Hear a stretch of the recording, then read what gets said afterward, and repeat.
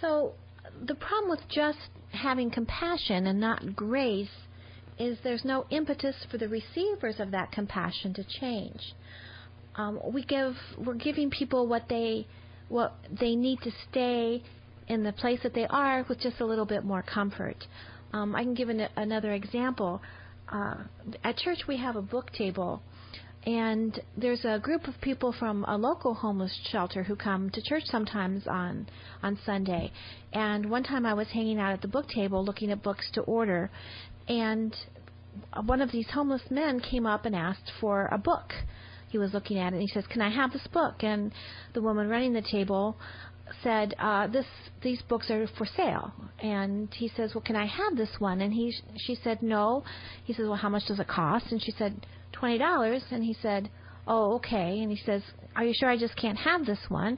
And she says, "No, but if you're interested, we have a lending library where you can go and sit in the library and read to your heart's content, and whenever the church is open. Or you could, save for that book." And he says, "Yeah, maybe I'll do that." And he had a child with him who was probably 7 or 8, maybe 10.